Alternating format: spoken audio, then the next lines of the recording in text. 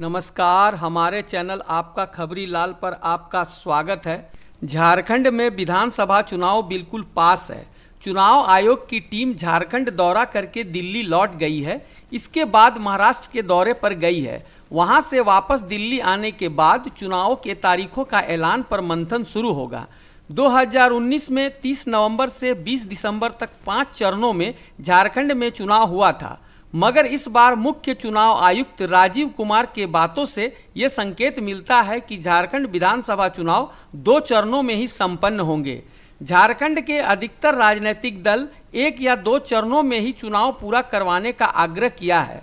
इससे अब ये उम्मीद बनती नजर आ रही है कि 15 नवंबर के बाद 2 चरणों में ही चुनाव संपन्न होंगे। बताते चले कि वर्तमान झारखंड विधानसभा का कार्यकाल 5 जनवरी 2025 को समाप्त हो रहा है और महाराष्ट्र विधानसभा का कार्यकाल 26 नवंबर 2024 को खत्म हो रहा है। साथ ही झारखंड में दीपावली, छठ पूजा आदि पर्व त्योहार 8 नवंबर को खत्म हो रहे हैं। अतः पूरी संभावना बनती नजर आ रही है कि झारखंड और महाराष्ट्र के चुनाव एक साथ नवंबर दिसंबर के दौरान पूरी हो जाए। अब मुख्य मुद्दा सीटों के बंटवारे पर आते हैं। पहले बात कर ले इंडिया गठबंधन की, तो गठबंधन की मुख्य पार्टी जेएमएम के कार्यकारी अध्यक्ष झारखंड के मुख्यमंत्री हेमंत सोरेन फिलहाल सरकार आपके द्वार योजना में व्यस्त है और साथ ही मुख्यमंत्री मैया सम्मान योजना के प्रचार प्रसार में लगे हुए हैं। दूसरी तरफ गठबंधन की प्रमुख पार्टी कांग्रेस के झारखंड प्रभारी गुलाम मोहम्मद मीर जम्मू कश्मीर में होने वाले चुनाव में खुद प्रत्याशी थे और उनका अधिकतर समय वहीं बीत रहा था। तो इंडिया अलायंस में सीटों के बंटवारे को लेकर कोई गंभीर बातचीत अभी तक नहीं हुई है। वैसे भी बीते लोकसभा चुनाव में महागठबंधन के सीटों के बंटवारे का कोई औपचारिक ऐलान नहीं हुआ था। उम्मीदवारों की घोषणा होने के बाद ही पता चला कि किसके हिस्से कौन सी सीट आई है। लेकिन एनडीए गठबंधन में सभी काम एक व्यवस्थित तरीके से होता है, भले ही छोटा से छोटा निर्णय क्यों न हो। बीजेपी के झारखंड चुनाव प्रभारी हेमंता बिस्व शर्मा ने भी स्पष्ट कर दिया है कि बीजेपी एनडीए गठबंधन के तहत आजसू और जेडीयू के साथ मिलकर चुनाव लड़ेगी। हेमंता बिस्व शर्मा ने बताया कि सीटों को लेकर तीनों पार्टियों में समझौता हो चुका है, अर्थात कौन सी पार्टी कितने सीटों पर लड़ेगी, किसके हिस्से कितनी सीटें आएगी। प्राप्त सूचनाओं के अनुसार बीजेपी आजसू को 9 सीटें और जेडीयू को 1 सीट देने के लिए बिल्कुल तैयार है। आजसू के लिए ये 9 सीटें हैं: लोहरदगा, सिंगली, डुमरी, गोमिया, पाकुड़, रामगढ़, मांडू, जुगलसलाई और सिमरिया। इसमें सिमरिया बीजेपी की सिटिंग सीट है, जबकि जेडीयू के लिए जमशेदपुर पूर्वी की सीट दी गई है। लेकिन इन 10 सीटों को अभी फाइनल मान लेना सही नहीं होगा, क्योंकि आजसू और जेडीयू अभी भी इस उम्मीद में है कि उन्हें कुछ और सीटें भी मिलेंगी। आजसू चाहती है कि उसे 2-3 सीट और मिल जाए, मगर बीजेपी इससे आगे बढ़ने के लिए तैयार नहीं है। हाँ, दबाव बढ़ा तो ज़्यादा से ज़्यादा 1 सीट और दे सकती है। बीजेपी इस बार 2019 की तरह आजसू से गठबंधन तोड़ना नहीं चाहेगी, क्योंकि पिछली बार गठबंधन तोड़ने का खामियाजा बीजेपी को सत्ता गंवाकर झेलना पड़ा था। इधर सुदेश महतो टुंडी सीट के लिए भी जिद कर रहे हैं। आजसू यहां से आईपीएस अधिकारी रह चुके संजय रंजन के साथ इजराफिल अंसारी के लिए संभावना तलाश रही है। साथ ही राजनीतिक हलकों में यह भी चर्चा है कि सुदेश खुद टुंडी से चुनाव लड़ने की योजना बना रहे हैं, क्योंकि सिल्ली सीट जेएलकेएम के देवेंद्र नाथ महतो तथा सुदेश महतो को पहले भी मात देने वाले अमित महतो की खतियानी झारखंडी पार्टी अब सुदेश के लिए सिल्ली में बड़ा खतरा बन चुके हैं। जयराम महतो की पार्टी जेएलकेएम के मैदान में आ जाने के बाद यहां के राजनीतिक परिस्थिति को देखते हुए बीजेपी सीट को छोड़ने के लिए तैयार हो सकती है।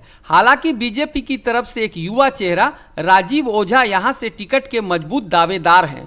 ईचागढ़ सीट पर भी तकरार बनी हुई है। बीजेपी के टिकट के आश्वासन के बाद ही यहां से 3 बार के विधायक अरविंद सिंह उर्फ मलखान सिंह बीजेपी में शामिल हुए थे। अरविंद सिंह की मजबूत पकड़ अपने क्षेत्र में है, इसलिए बीजेपी ये सीट अपने पास ही रखना चाहती है। बाघमारा भी इसी तरह की एक सीट है। वहां के विधायक ढूलू महतो अब सांसद बन चुके हैं। आजसू और जेडीयू दोनों की नज़र इस सीट पर है। चंदन क्यारी में भी बीजेपी और आजसू के बीच पेंच फंसा हुआ है। चंदन क्यारी सीट आजसू अपने लिए चाहती है।